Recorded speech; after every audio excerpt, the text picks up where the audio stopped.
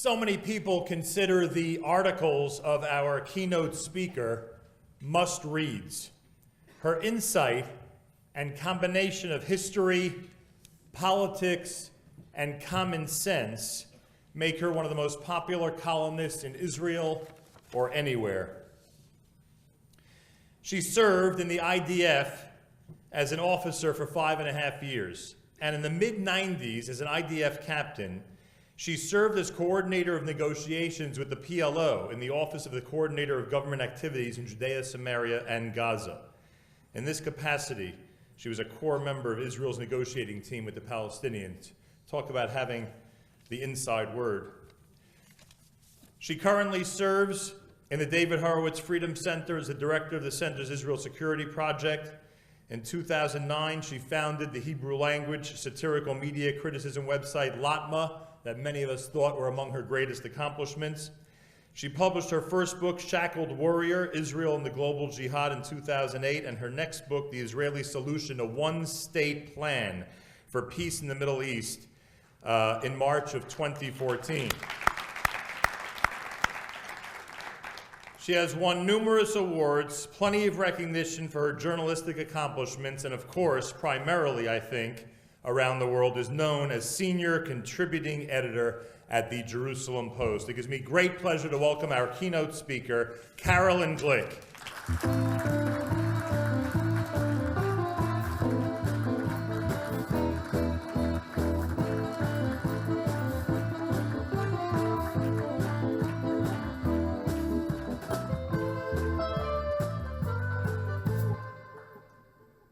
Thank you so much. Thank you for that wonderful welcome, Nachum. Thank you to Shlomo. Thank you to Seth. Thank you to all of you for coming here and supporting Beit Orot, an extremely important national project for the Jewish people and for the state of Israel.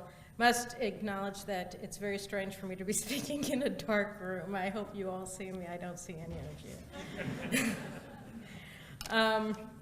I also have to note that this is the first time I've ever given a speech at 3:15 in the morning, but that's the hour in Israel, and I did just land here at 6 in the morning. So I hope that I'm able to be illuminating and animating at 3 o'clock in the morning. At any rate, it's hard to be boring when you're talking about the subject that I talk about, which is the Middle East, because even if you're a lousy speaker, the situation on the ground is so dynamic and so shocking in a way that it's hard not to keep your eyes open and go, what did she just say?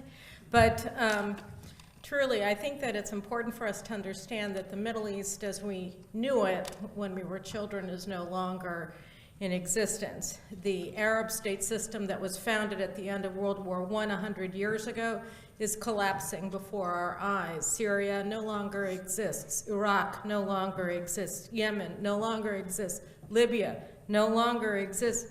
And then you have Saudi Arabia, Jordan, Lebanon, Egypt, Bahrain. They're all teetering on the edge of collapse. This is something that, 10 years ago, if anybody had been asking, or 12 years ago when the US forces invaded Iraq, is this going to happen? I don't think it was on anybody's plate. Nobody was thinking about it. And yet, here it is. It's happening. And no, all the king's horses and all the king's men are not going to put the Arab state back together again. It's gone. People have moved on. And yet, rather than trying to formulate strategies for dealing with this extraordinary set of circumstances that we're experiencing in our lifetimes, the reverberations of which are being felt now throughout the Western world as a result of the flood of refugees from the Arab world.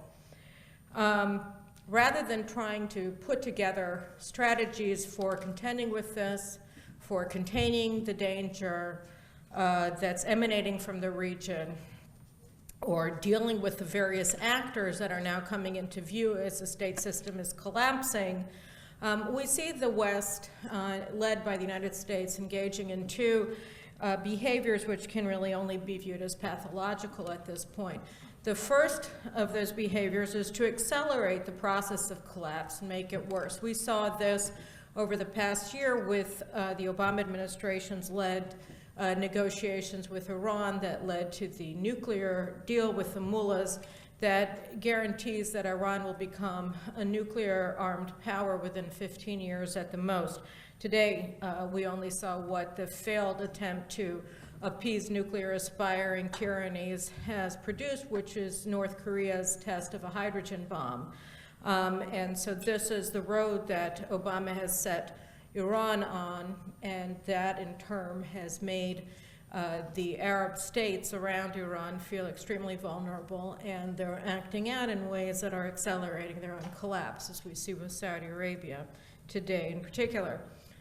So either the West, led by the United States, is accelerating a process of destruction that is necessarily going to bring about a war that is far larger than the already expanding war in Syria.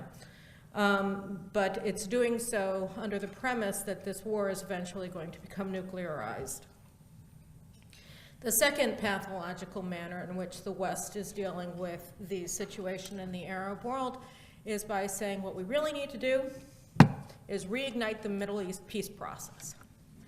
And so we see, as the Syrian situation continues to run out of control, and as the Islamic State expands its grip and its popularity, by the way, not only throughout the Islamic world, but also in the Western world, that John Kerry decided that the time had come in November to come back to Israel and to try to reinstate the peace process with the Palestinians to form a new Arab state which collapsed before it was even formed, so that we have not some sort of unified Palestinian polity, but rather we have a Hamas state in Gaza, we have a Fatah sort of state in Judea and Samaria that is entirely corrupt and completely incapable of defending itself against anyone, including just sort of neighborhood bullies. And yet, you have experts in Washington and in the academy in this country as well as throughout Europe who believe that this is a keystone, this is the thing. If you can just get this right, if we can just get a Palestinian state established, one that will never be established, then we are going to be able to stabilize the entire region, because they say this is somehow or another going to neutralize the poison of radical Islam. This is going to make everybody see the light and become moderates and become Democrats and love America, love Europe, and not rape our women in Crowne at New Year's Eve parties. So this is pathological and it's stupid, and yet this is really the centerpiece of the Middle East position of nation after nation throughout the Western world. The problem is that this sort of pathological view of the Middle East that ignores entirely reality, that ignores entirely the whole concept of statehood in the Arab world is gone and is being replaced by tribalism, by sectarianism, by clanism. That what they want is another Arab failed state that's already failed before it was even established, that this is actually shared by a lot of key constituencies inside of Israel itself. And so this week, the discourse in Israel has been dominated by a question of how do we avert the collapse of the Palestinian Authority? We've had, according to the media, 2 special security cabinet sessions over the past week alone, in which our senior ministers and the Prime Minister have been hearing briefings from senior military officials and have been grappling with the situation of what to do to stave off the collapse of the Palestinian Authority. How could this be done? Should it be done? So these are interesting questions, and basically they revolve around 3 questions in total. The first question is, should we save the PA? If so, how do we do it? The second one is, should we do nothing and watch it collapse? And the third one is, should we help it collapse? And so far, again, according to media reports, the decision has been made to try to help Abu Mazen retain power and hope that he never dies. And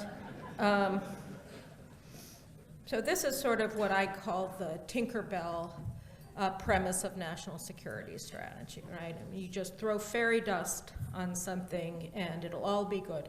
But the truth is that when you're dealing with Fatah, there are two things that you have to recognize. One is that the most that you can hope for is that the damage that the PLO actually does to Israel will be minimal. Because the truth of the matter is that if the PLO survives in power, if Fatah survives in power in Judea and Samaria, this is never going to be good for Israel. It is never going to be good for Israel because since Fatah was founded in Kuwait in 1959, its sole reason for existing is to weaken Israel with the hope and the strategic aim of destroying it.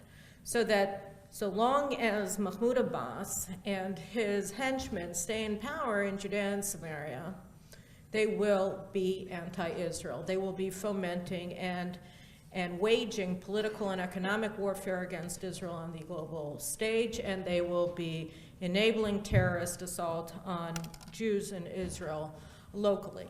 So that as long as they remain in power, they will remain an enemy of Israel.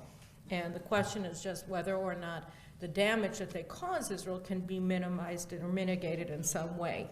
So that's the best case scenario for remaining in power.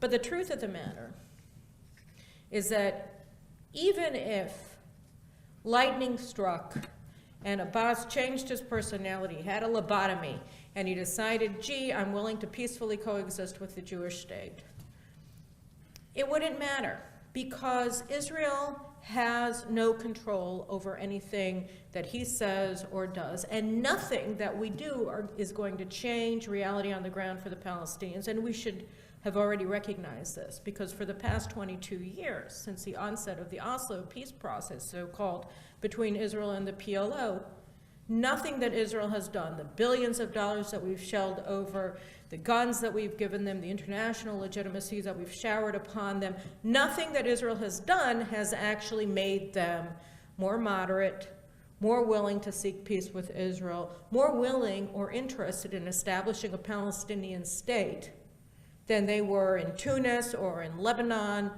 or in Syria and Jordan or in Egypt throughout the years of the existence of the PLO. Nothing. So that means that nothing that Israel has done to appease them has actually made them more appeasable, which means that nothing that we do to maintain Abbas in power, to prevent the collapse, to aid the collapse, nothing that we're going to do is actually going to change anything for the PLO. Because it's not about us, it's about them. And if we were willing to acknowledge the fact that it isn't our story, but their story, then we would actually begin to put together a strategy for how to tell our story and how to live our story in a way that actually advances our national interests. Now, I say all of this not because I wish to criticize the government, because I actually think that among the governments that we've had in the last 22 years, this is probably the best one. I'm saying it rather to emphasize a different point, which is this.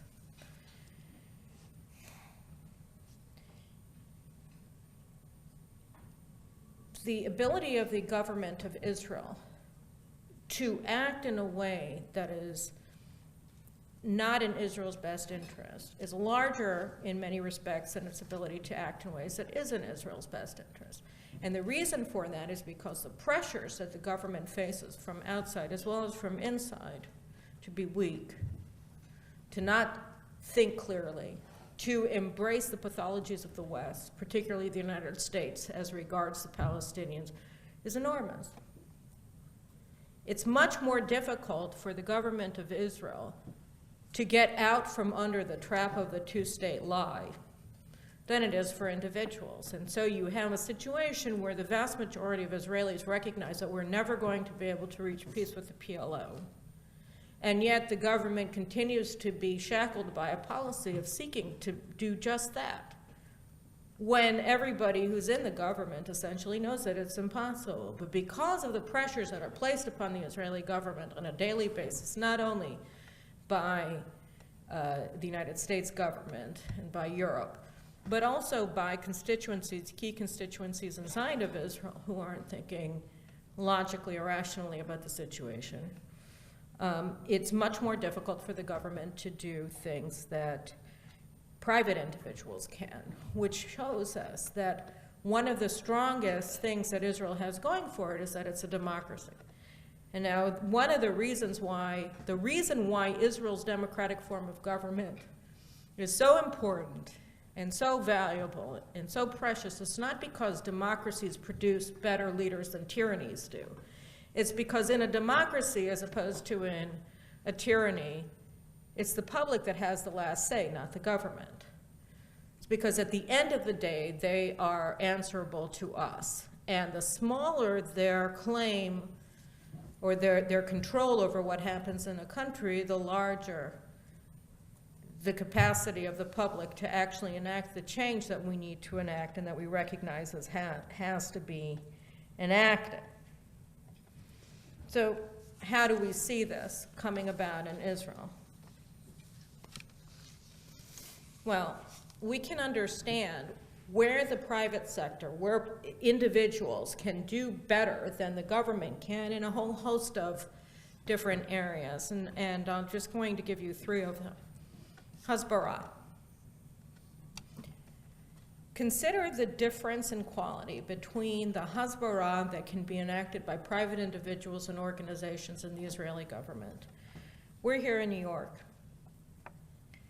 And again, with all due respect, the Israeli Consulate General in New York invested millions and millions of shekels in developing a focus group tested model of hasbara, which was to explain what a liberal society Israel is. High-tech Israel, gay pride Israel, openness, women's rights Israel, and it has had such a profound impact, right, on the campuses, on the New York Times,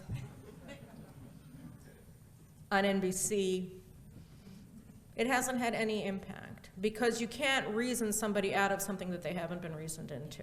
And the bias against Israel has nothing to do with anything that we've done. It has to do with people's own decision that they want to be bigoted against Israel. And that's why these kinds of appealing to your better nature, showing that we're just like you, it doesn't matter. Compare that to things like projects like that Stand With Us does, Camera, ZOA, a whole host of Jewish organizations, smaller organizations, larger organizations, the private documentary J Street that I was in, and I suddenly, because it's 3:15 in the morning, can't remember what it's called, that you have private initiatives that are doing the job of 10 Israeli governments, because you don't have to play to a lowest common denominator when you are a private organization that is pushing forward a message of truth. You can simply tell it. Whether you're going after the people who are attacking Israel or you're telling the truth about Israel's rights to the land of Israel and Jewish history and Jewish rights to the land of Israel. You don't have to worry about people getting angry at you, because how can the government of Israel be saying this? I don't know if you recall, but a couple of years ago, the government put out an ad trying to attract Israelis who had emigrated to the United States, Yodim as we call them, to come back home. And so they had this, I think it was an internet commercial. They had an ad showing an Israeli was living in Los Angeles on Yom HaZikaron, and her American boyfriend couldn't understand why she was so depressed, and said, come home, you know, where we all share your sentiments or whatever. And the American Jewish community was up in arms about this. And so the government quickly retracted it. But they were up in arms because it was a good message. It was a very powerful message, and it spoke to a lot of people and to the yearning to be home and the homesickness. And by the way, that's true for American Jews who were born here as well as for Israelis who moved here. And so it was an effective message, but the government couldn't stand up to the furor that it caused among the American Jewish community, and so they took it down. Now, if a private organization had put that out, nobody would have had to apologize and would have stayed up, and maybe we would have gotten another 500 people coming back home. That would have been worth the money. That would have been money well spent. But the government faces pressures that individuals and private organizations don't. Take, on another level, Hasbara. Take Ron Bratz, an absolutely fantastic academic, Dr. Ron Bratz. He's done an enormous amount of work in Hasbara, domestic Hasbara and external. Bibi appointed him 2.5 months ago to be head of the Hasbara department in the Prime Minister's office, and then they looked and they saw that he had written tongue-in-cheek but entirely accurate portrayals of Obama and Secretary of State Kerry on his private Facebook page. And all of a sudden it was an international incident that the Prime Minister had selected somebody who had mentioned that John Kerry has absolutely no idea what he's talking about on his Facebook page.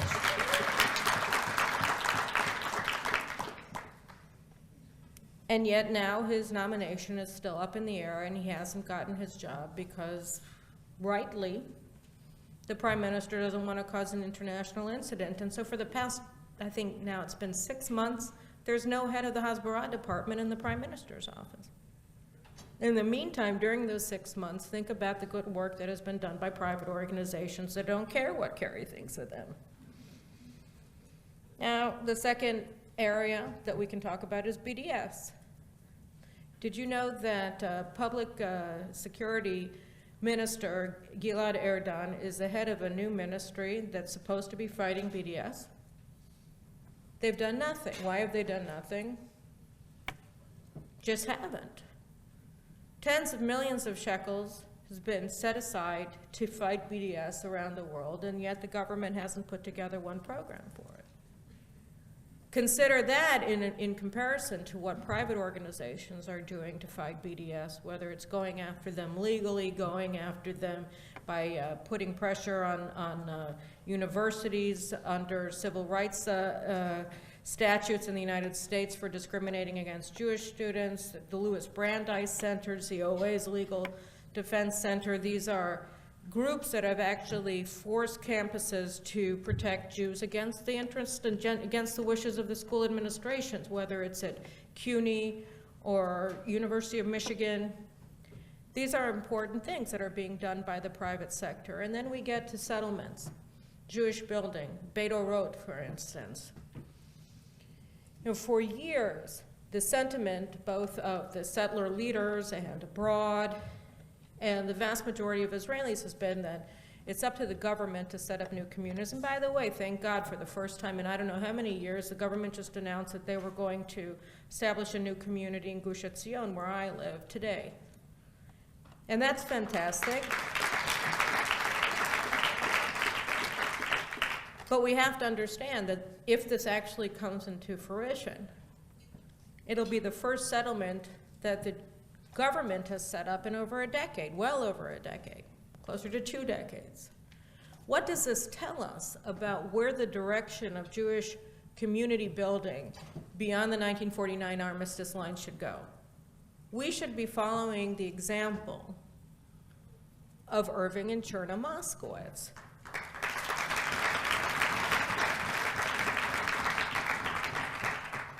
Because from the outset, the Moskowitz has understood that what you buy is yours. That if you want to redeem the land, buy it. Don't wait for somebody to grant you land from national land. Go out and buy it. And that's what they do. And that's what they've done. And we see Beit Orot as a testament to their wisdom.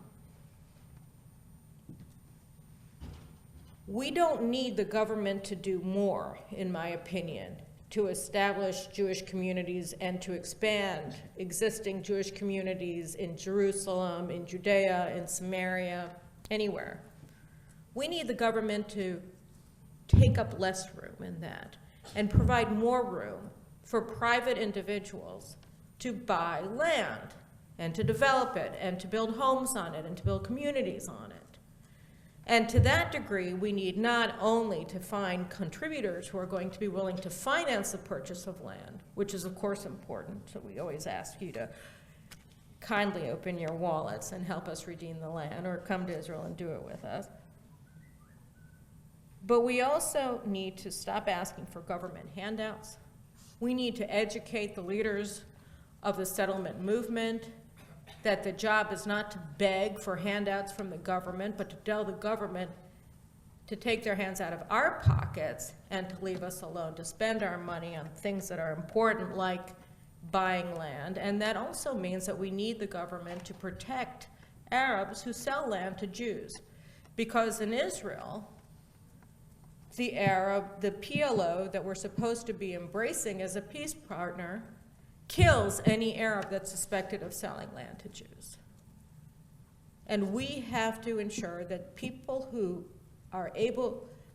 should be able to exert their property rights, including the right to sell their property, whether they're Jews or Arabs. And we have to have the government of Israel protect those people who want to exercise their property rights by selling their land to Jews. They have to be protected by the government of Israel. That has to be something that the government of Israel does. And we need to reform land law to allow the registry of land sales to Jews as easily as you have land sales between Arabs and land sales from Jew to Jew registered. These are all things that have to be done. Because we are a democracy, we can demand these things. And because we are a democracy, we can see these kinds of reforms go forward. And because we are a democracy, we can understand that the less government that we have involved in issues where the government is hard-pressed to act because of international pressure, the better it is for the Jews. We have to recognize that in each generation, the Jewish people faces a different, secrete, unique challenge. And each time, the challenge of the Jewish people is not to say, why can't we go back to the way it used to be, which was never as great as we remember it as having been, but to say, how do we deal with the situation we're faced with today?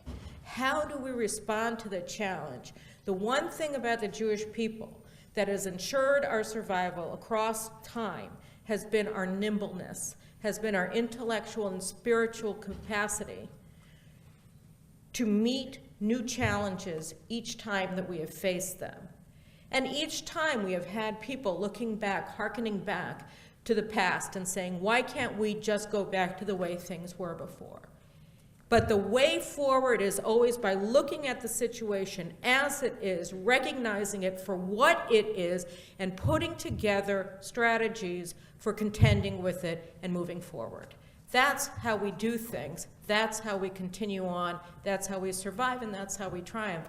I was speaking to one of the women here today before the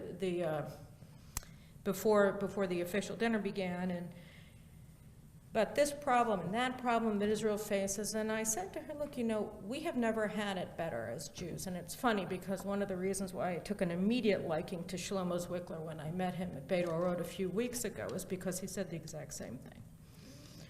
We have to understand that as much as we tear our hair in frustration when we hear about this or that thing that the Israeli government did, or this or that thing that the American government did to Israel, or whatever it happens to be, are we angry at the headlines in the newspaper? We have so much to be thankful for. We have so much to realize how blessed we are from. The Jewish people in our history have never had it as good as we have it today. Ever. Ever. We are so lucky to be living in the time that we're living as Jews. Look at what we have. We have the Jewish state in the land of Israel, where we have over 6 million Jews. And by the end of our natural lifetimes, I hope we live to the end of our natural lifetime, we will have over 50% of the world's Jews in Israel. Probably a lot more than 50% of the Jews of the world in Israel. more Jewish learning taking place on a wider scale than has ever taken place in Jewish history. While here in the United States, people wonder how they're going to pay for Jewish day school. In Israel, everybody goes to Jewish day school. Everybody. Hebrew. My first grade son was learning about Eliezer ben Yehuda this week because it was his birthday. And I was explaining to him what an extraordinary thing he did. That he rebuilt the Jewish language, the Hebrew language. And we speak it today because of him. Imagine what a miracle that is. Everything about Israel is a miracle, and we've done it as Jews. Our partnership with the Jews of the diaspora is strong, and it's been strong, and it's now most important not for Israel, it's most important for the Jews of the diaspora. It's an extraordinary time to be Jewish, and we should be delighting in, I know I am, reveling in our luck and our blessing as Jews. And we have to recognize that as hard as the problems are that we face today, there are problems, and for the first time in 50 generations, we're in a position to actually solve them. We can do it. We're not reliant on anybody else, certainly not to the degree that we were in the past for 2,000 years and more. We are so lucky. Everything that we have, all of the problems that we are facing today as a people, we can solve them. We can. We can solve them with our money, we can solve them with our sweat, we can solve them with our arms, we can solve them with our ingenuity, we can solve them with our love and with our loyalty to our people. And we are solving them. So my job is to write every week or twice a week, or whatever, about all the problems that we face and how we should be dealing with them and what's wrong with us for not doing it right and banging on the table and all the rest of it. But I have to tell you that I would never be able to sit down and write these columns day in and day out if I didn't think that we were capable of actually solving them. If I didn't believe that we can do it, why would I write it? What's the point? I believe we can. I know we can. And I know we are. I made Aliyah 25 years ago. 25 years ago. And where Israel was then to where it is now, it was already doing pretty well in 1991 when I came. No comparison. It's a completely different country in 25 years. It's extraordinary. How many other countries have done that? Nobody. And we're going to continue moving from strength to strength, and I know it, and I trust it, and I believe that the challenge of our time is to stop looking for somebody else, whether it's the government of Israel, or the government of the United States, or the New York Times, to solve our problems. We have to grow up, we have to stare at them in the face and say, okay, we can solve this. Do you want a housing freeze? We'll show you what a housing freeze is.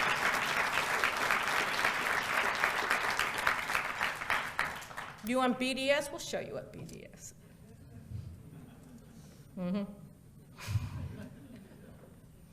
How's that jail cell looking to you, Mr. Students for Justice in Palestine?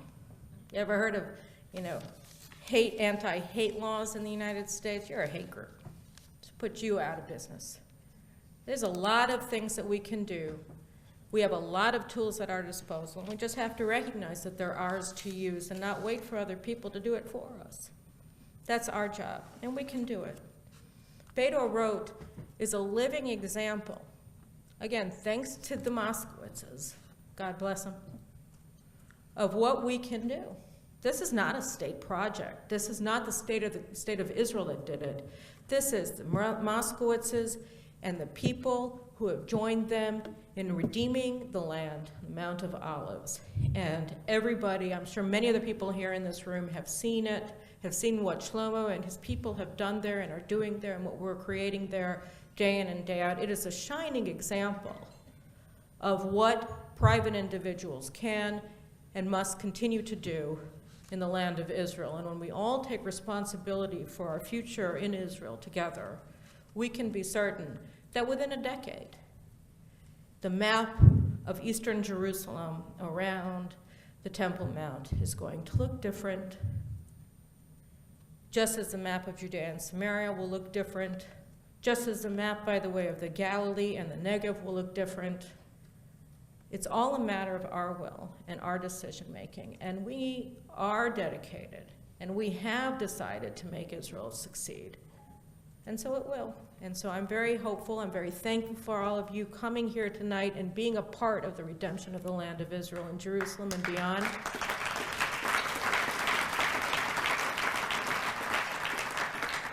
And let us go forward, happily and joyously, thanking God for our great luck in being Jews today. Thank you.